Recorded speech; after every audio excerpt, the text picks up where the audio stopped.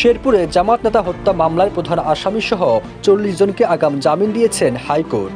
এই মামলায় প্রধান আসামি শেরপুর ৩ আসনের বিএনপি প্রার্থী মাহমুদুল হক রুবেল। হাইকোর্টের আদেশে বিএনপির এই প্রার্থী সহ ৪০ জনকে ৬ সপ্তাহের জন্য জামিন দেওয়া হয়। এমন তথ্য সামাজিক যোগাযোগ মাধ্যমে ছড়িয়ে পড়লে মিশ্র প্রতিক্রিয়া জানায় নেটিজেনরা। এই এজাহারের মধ্যে কোথাও কোনো আসামি সম্পর্কে তার স্বামীকে কে আঘাত করেছে তার কোনো উল্লেখ করা নেই। আদালত ওনাদের সবাইকে ৬ সপ্তাহের আগাম জামিন দিয়েছেন। ২ ফেব্রুয়ারি বিচারপতি কামরুল হোসেন মোল্লা ও বিচারপতি ফয়সাল হাসান আরিফের সমন্বয়ে গঠিত হাইকোর্ট বেঞ্চ এই আদেশ দেন। আদালতে আসামিদের পক্ষে শুনানি করেন ব্যারিস্টার রুহুল কুদ্দুস কাজল। এর আগে ১ ফেব্রুয়ারি শেরপুরের শ্রীবর্ধী উপজেলা জামাতের সেক্রেটারি মাওলানা রেজাউল করিম হত্যার ঘটনায় দায়ের করা মামলার প্রধান আসামি সহ ৪০ জন আসামি হাইকোর্টে জামিন আবেদন করেন।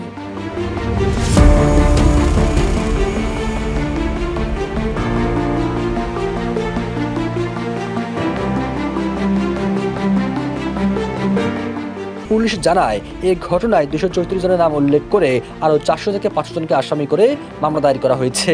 এতে আরও বলা হয়, গত ২৮ জানুয়ারি বিকালে জেনেগাতি উপজেলা প্রশাসনের আয়োজনে নির্বাচনী ইশতেহার ঘোষণার অনুষ্ঠানে চেয়ারে বসাকে কেন্দ্র করে জামাত ও বিএনপির কর্মীদের মধ্যে সংঘর্ষ হয়। এতে গুরুতর আহত হন শ্রীবর্ধী উপজেলা জামাতের সেক্রেটারি মাওলানা রেজাউল করিম। পরে তাকে ময়মনসিংহ মেডিকেল কলেজ হাসপাতাল নেওয়ার পথে তিনি মারা যান।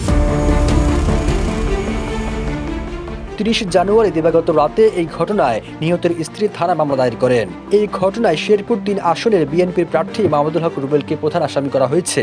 একই সঙ্গে ২৩৪ জনের নাম উল্লেখ করে আরও ৪০০ থেকে ৫০০ জনকে অজ্ঞাত আসামি করা হয়। সবুজ আলম, নিউজ ডেস্ক, ইত্তেফাক।